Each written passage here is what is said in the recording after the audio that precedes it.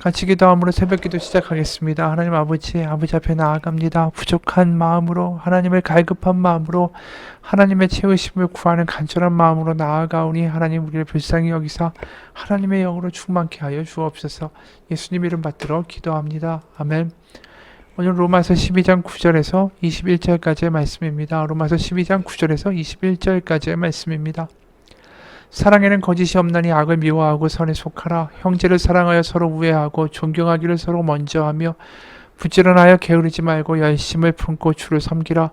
소망 중에 즐거워하며 환난 중에 참으며 기도에 항상 힘쓰며 성도들의 쓸 것을 공급하며 손 대접하기를 힘쓰라. 너를 박해하는 자를 축복하라. 축복하고 저주하지 말라. 즐거워하는 자들과 함께 즐거워하고 우는 자들과 함께 울라. 서로 마음을 같이하며 높은 데 마음을 두지 말고 도리어 낮은 데 처하며 스스로 지혜 있는 체 하지 말라. 아무에게도 악을 악으로 갚지 말고 모든 사람 앞에서 선한 일을 도모하라. 할 수 있거든 너희로서는 모든 사람과 더불어 화목하라. 내 사랑하는 자들아, 너희가 친히 원수를 갚지 말고 하나님의 진노하심에 맡기라. 기록되었을 때 원수 갚는 것이 내게 있으니 내가 갚으리라고 주께서 말씀하시니라. 내 원수가 줄이거든 먹이고 목마르거든 마시게 하라. 그리함으로 내가 숯불을 그 머리에 쌓아 놓으리라. 악에게 지지 말고 선으로 악을 이기라. 바로 하나님께서 우리 가운데 예수님을 주시고 그 복음을 주심은 하나님의 자비의 그 긍휼을 우리 가운데 늘 포기하지 않고 우리 가운데 항상 우리가 마음을 들이면 부어주기 원하시는 하나님의 아버지로서의 그 계획을 우리 가운데 이루셨습니다. 그래서 어제 말씀에 분명히 하나님은 우리 가운데 내가 하나님을 사랑할 때에 또 이웃을 사랑하게 되는 그런 하나님의 율법의 그 목적이 우리 가운데 구현되는 것을 가장 기뻐하시고 바라시죠. 어떻게 우리가 원하는 것보다 더 크게 하나님을 사랑하기 때문에 정말 가족이 화목하게 되고 공동체가 하나가 되고 그래서 하나님을 사랑하면서 이웃을 사랑하는 아름다운 모습을 우리보다 더 하나님은 만들어내기를 원하신다라는 것이죠. 그런데 이제 문제는 우리가 그럼에도 불구하고 여전히 부족하다라는 사실입니다. 여전히 이기적이고요. 질투도 많고요. 시기심도 들기도 하고요. 사랑한다고 하지만 어떤 말 한마디에 상처받고요. 그러면서 어떻게 보면 하나님이 주시는 그 풍족하고 놀라운 사랑의 삶을 누리기보다는 그냥 내 스스로 자꾸만 무너져 갈 때가 많이 있어요. 그 어느 제자가 스승에게 물었습니다. 하나님이 나에게 정말 하나님 사랑하고 이웃 사랑하라고 하시고 그래서 내가 정말 형제들을 사랑하려고 하지만 자꾸만 내 안에 이기심과 시기심과 질투가 듭니다. 아무래도 없어지지가 않습니다. 그런 이야기를 토로했어요. 그러면서 이제 복음과 내 삶이 자꾸만 괴리됩니다. 하나님 복음이라고 하셨는데 나는 그것을 살아내지 못하고 자꾸만 하나님 앞에 죄스럽고 죄인이고 그래서 하나님께 진노의 대상이 될까 이런 두려운 마음만 듭니다. 이렇게 얘기했어요. 그러니까 스승이 듣고 있다가 이런 얘기를 합니다. 지하실에 내려갈 때에 우리가 불을 켜면 지하실은 너무나도 아무것도 없는 깨끗한 것 같습니다. 하지만 불을 끄고 다시 올라가면 그 불 때문에 숨었던 벌레들이 다시 기어 나오는 것이죠. 결국 전등을 켜면 사라지지만 전등을 끄면 다시 그 벌레들은 기어 나오기 마련입니다. 우리의 마음도 똑같습니다. 우리의 마음에 빛이 있고 불이 들어와 있으면 그 벌레들은 나오지 못합니다. 하지만 우리 가운데 빛이 사라지면 그 벌레들은 다시 스멀스멀 올라온다라는 것이죠. 이렇게 이제 스승이 이야기하는 거죠. 결국 이야기는 뭡니까? 우리 가운데에 이 하나님의 빛이 있으며 우리 마음 가운데 빛이 존재하면 우리 가운데 시기와 질투와 어떤 비교와 이기적인 마음이 존재한다 할지라도 그것들이 우리를 장악하지 못한다라는 거죠. 그렇기 때문에 항상 우리가 읽었던 로마서의 핵심은 뭡니까? 우리의 마음을 드리라는 거죠. 드리라. 선에게, 바로 하나님에게 우리의 마음과 생각을 드리라. 그래서 9절에도 이런 말씀이 나오는 거예요. 사랑에는 거짓이 없나니 악을 미워하고 선에 속하라. 뭐 당연한 말 같잖아요. 사랑에는 거짓이 없다면 그렇군. 악을 미워하고 선에 속하라. 그래야겠군. 그냥 그렇게 끄덕거리고 지나가면 이 말씀이 우리 가운데 행해집니까? 안 행해지죠. 결국 이 말은 뭘 이야기하는가에 대하여 깊게 생각해야 되는 것입니다. 열심을 품고 우리가 뭐라고 이야기합니까?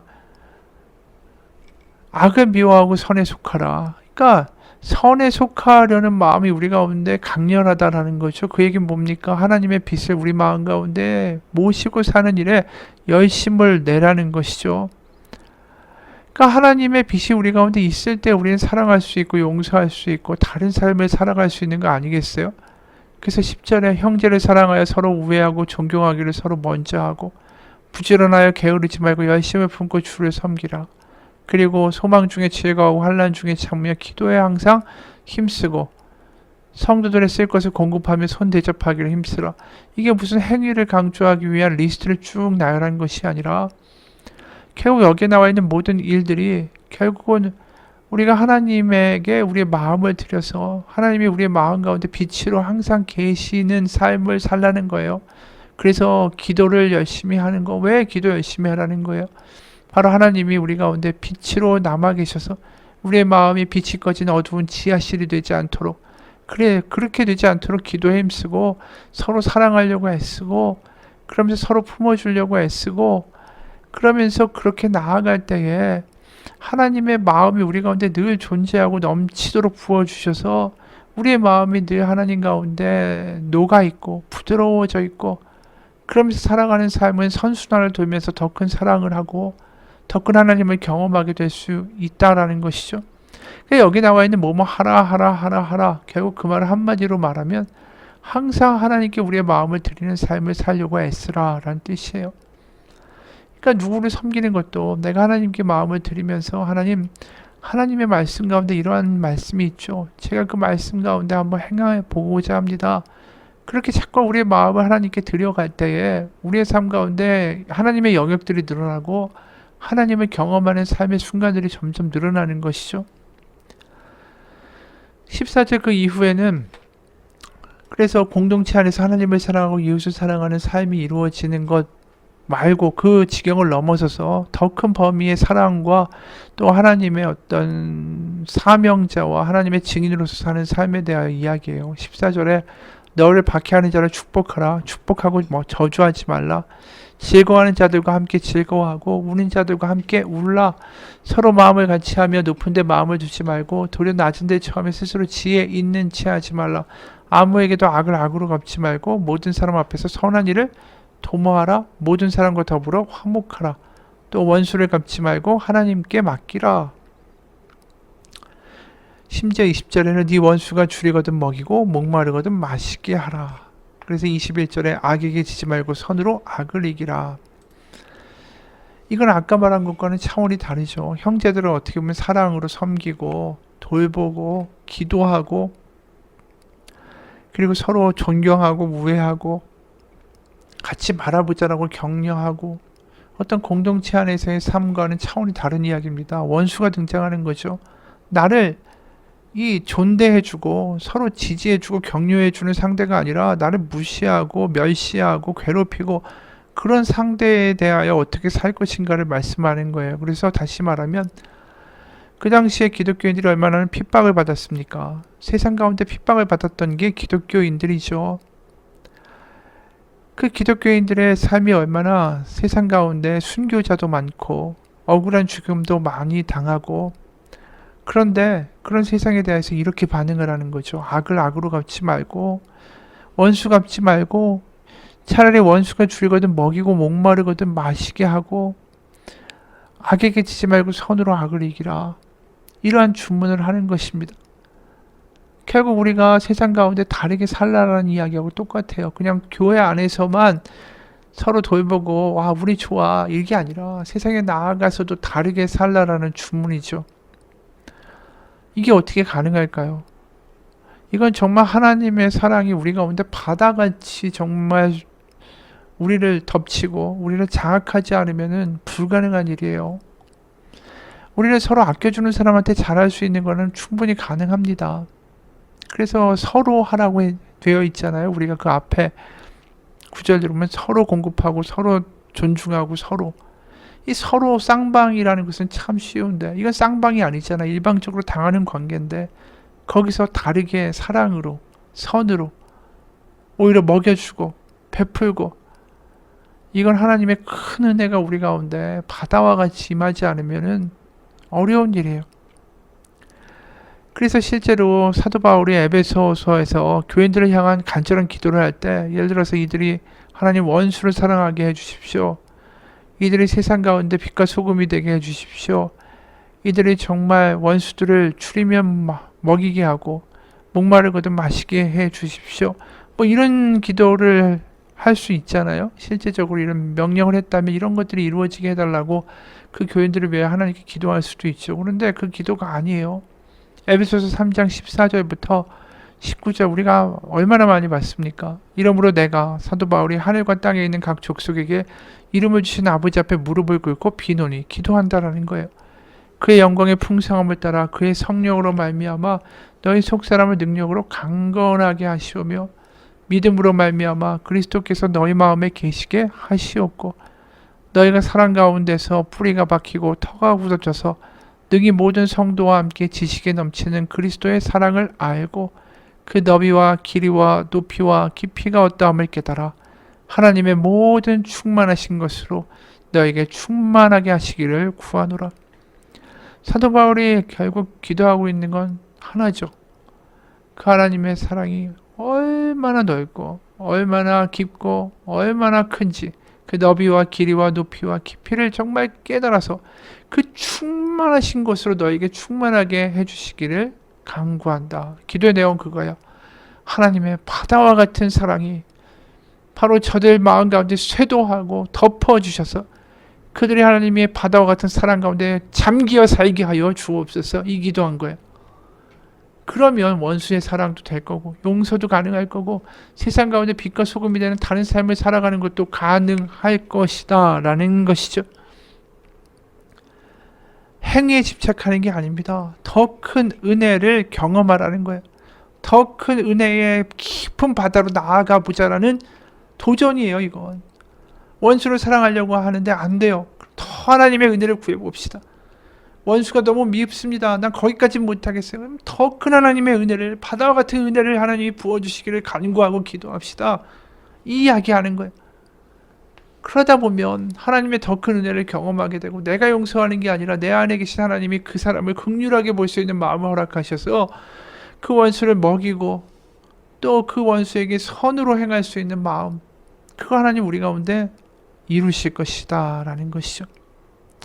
어느 사모님의 이야기예요. 어버이날을 맞이해서 우리 교회는 교회 근처에 있는 할머니들에게 목욕을 시켜드리고 음식을 대접하는 행사를 했다. 아파트 각 동마다 엘리베이터에 포스터를 붙였더니 할머니들이 며느리와 손녀의 손을 잡고 교회로 오셨다. 마지막으로는 할머니는 옷차림이 남루했고 얼굴도 초췌해 보였다. 할머니는 교회 근처에 살고 있지 않고 친척 집에 다니러 왔다가 포스터를 보고 왔다고 했다. 목욕을 시켜드리고 있는데 그 할머니가 나에게 이리로 오라며 손짓했다. 가까이 갔더니 나 어지러워요 하셨다. 나는 얼른 할머니를 모시고 옷을 입히고 119를 불렀다. 그리고 할머니는 백병원 응급실로 들어가셨다. 병원에선 CT 촬영도 해야 되고 치료를 어느 선까지 해야 되는가 보호자가 서명을 해줘야 치료를 할 수 있다. 그래서 나는 저 할머니가 내 어머니라면 이렇게 생각하면서 보호자란에 서명을 했다. 그리고 모든 의료수단을 다 동원해서라도 살려주세요. 치료비는 얼마가 나와도 제가 책임지겠습니다. 이렇게 말을 했다. 발을 동동 구르며 병원을 이리저리 뛰어다니고 있는 힘을 다했지만 결국 할머니는 뇌출혈로 돌아가셨다. 그 할머니가 입고 있던 옷주머니에서 나온 것은 10원짜리 동전 3개가 전부였다. 이 할머니가 어디에 살고 있는지 이름은 뭔지 아무것도 알 수 없었다. 병원에서는 일단 영안실로 옮겼는데 하루 속히 보호자가 나타나지 않으면 그 비용을 어떻게 감당할 거냐며 오히려 나를 걱정하고 있었다. 이름이라도 나이라도 알아야 보호자를 찾을 텐데 더구나 이 근처에 살고 있는 분이 아니라 지방에서 왔다고 했는데 그래서 할 수 없이 우리 교회 주변의 아파트마다 관리소를 통해 방송을 했다. 초록색 몸빼바지 차림의 80세 할머니가 병원에서 위독합니다. 지인은 속히 백병원으로 연락주세요. 하루 이틀 사흘 닷새가 되도록 아무 연락도 오지 않았다. 옆에서 나를 지켜보던 성도들이 걱정하며 말했다. 사모님 어떡해요? 차라리 한강에서 바늘을 찾는 게 낫지. 어디에서 그 할머니의 보호자를 찾겠어요? 괜히 사모님이 병원에 보증을 쓰셨나 봐요. 할머니의 보호자를 그렇게 기다리고 있을 때 40대 한 여자가 병원에 찾아와 자신의 시어머니인지를 확인하겠다고 했다. 닷새 전에 자기가 시어머니를 우리 교회로 데려다 주었다라는 것이다. 나는 기가 막혔다. 연로하신 어머니가 닷새 동안이나 집에 돌아오지 않고 있는데 자식이 어찌 그렇게 무심할 수가 있을까? 어찌되었든 할머니 보호자가 나타났으니 마음이 놓였다. 그런데 참 이상한 건 그 할머니는 우리 교회 바로 뒤편 아파트에 살고 있으면서 왜 타지방에서 왔다고 했을까? 나는 그 할머니의 빈소를 찾아갔다. 내가 할머니의 빈소에 나타나자 이번에는 그 친척들이 달려들어 내가 할머니를 죽였다며 위자료를 내오라고 으름장을 놓는 게 아닌가. 그날 할머니와 교회 앞까지 왔었다는 며느리가 합세했고 그 기세가 등등했다. 그들은 멀쩡했던 할머니가 왜 갑자기 쓰러졌냐면서 나에게 책임을 추궁해야 한다라는 것이었다. 그리고 할머니 가슴에 시퍼렇게 멍이 들어있던 것을 해명하라고 소리쳤다. 병원에선 이미 심폐소생술을 한 자국이라는 것을 분명히 알려주었는데도 말이다. 몸의 흔적으로도 이야기가 안 되니까 이번에 노인들은 심한 충격의 말을 들어도 쓰러질 수 있다라면서 당신이 그 할머니에게 심한 욕을 했다든지 말로 충격을 준 게 분명하다라며 억지를 부렸다. 나는 아무 말 없이 가만히 있어서 그들의 온갖 욕설을 다 듣고 있었다. 그때 할머니의 아들이 나에게 오더니 어머니의 마지막을 자세히 알려달라고 했다. 그때 아들의 얼굴에서도 무언가 나의 잘못의 꼬투리를 찾으려는 의도가 역력히 엿보였다. 나는 그저 할머니를 만나고 몸을 씻겨드리고 병원에 와서 치료를 받게 할 때 그 할머니를 대했던 내 마음은 이 할머니가 내 어머니라면 난 어떻게 할 건가? 이 할머니는 내 어머니다 라고 생각하고 그저 행동한 것이라고 말했다. 그랬더니 그 말에 그 아들이 가슴을 치면서 통곡하며 울기 시작했다. 어머니, 저는 40년 동안 한 번도 어머니를 내 어머니라고 생각해 본 적 없고 어머니라 부르지도 않았어요. 근데 오늘 저 사모님이 닷새 전에 돌아간 분이 내 어머니라고 알려주시네요. 피 한 방울 섞이지 않는 저 사모님이 내 어머니라 생각했다는데 친자식인 제가 어머니를 어머니라고 여기지 않았으니 저같이 못된 놈 천벌을 받아야 돼요. 사모님 죄송해요. 여러분, 이렇게 고마운 사모님을 더 이상 괴롭히지 맙시다. 사모님이 내 어머니의 딸이 되어 마지막까지는 어머니의 몸을 깨끗이 씻겨드렸고 임종도 지켜주셨어요. 알고 보니 그 할머니 남편의 폭력에 견디다 못해 어린 아들을 두고 도망갔다가 아들이 결혼한 후에 아들 집으로 와서 천덕꾸러기처럼 살고 있었던 것이다. 할머니는 죽음으로써 이제 진정한 아들을 다시 찾은 셈이었다. 할머니의 장례가 끝나고 2주일 후에 교회에 새로 등록한 세 가족 중에 낯익은 2사람이 있었다. 그 할머니의 바로 아들과 며느리였다. 그렇죠. 하나님이 그 선한 마음을 가지고 끝까지 대하고 하나님의 사랑을 가지고 나아간 거 하나님이 다 보고 알고 계시죠. 그래서 이 억울한 상황도 하나님 다 알고 계시죠. 그리고 하나님이 하나님의 뜻대로 다 해결하신 것입니다. 그렇게 하나님 안에서 선으로 행하고 악을 악으로 대하는 게 아니라 악을 선으로 응답하며 그 마음을 그대로 보여준 이 분을 통해서 하나님은 놀라운 역사를 일으키신 거죠.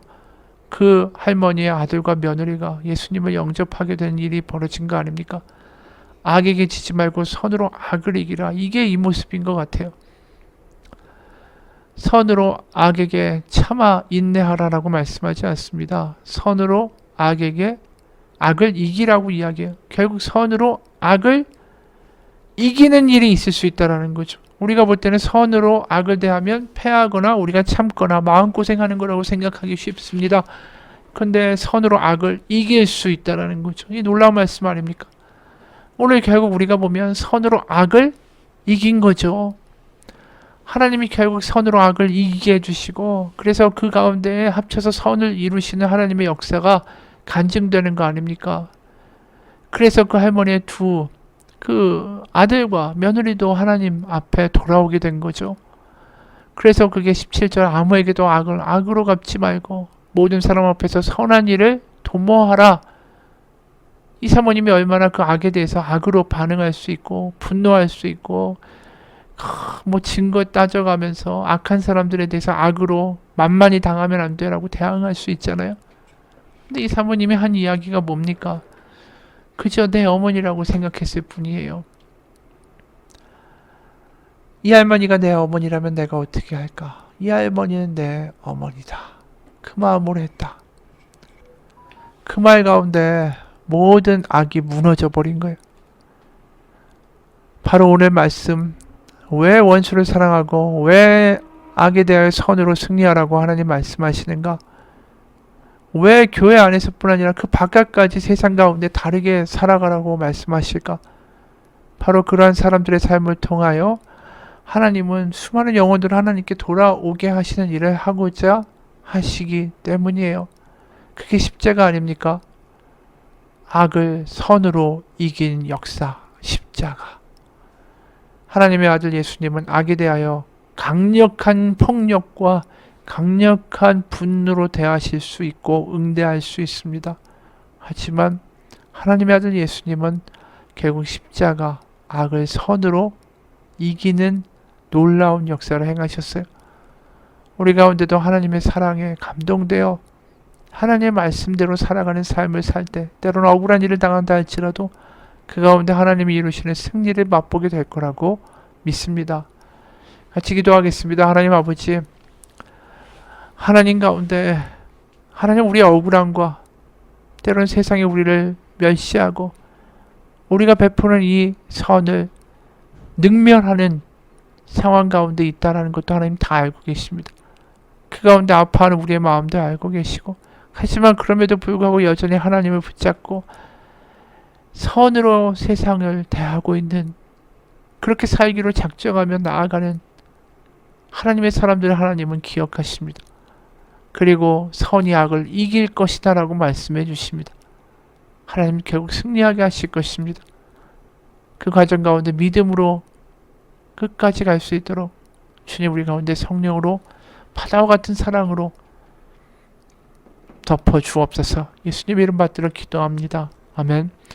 하늘에 계신 우리 아버지, 아버지의 이름을 거룩하게 하시며 아버지의 나라가 오게 하시며 아버지의 뜻이 하늘에서와 같이 땅에서도 이루어지게 하소서. 오늘 우리에게 일용할 양식을 주시고 우리가 우리에게 잘못한 사람을 용서하여 준 것 같이 우리 죄를 용서하여 주시고 우리를 시험에 빠지지 않게 하시고 악에서 구하소서. 나라와 권능과 영광이 영원히 아버지의 것입니다. 아멘.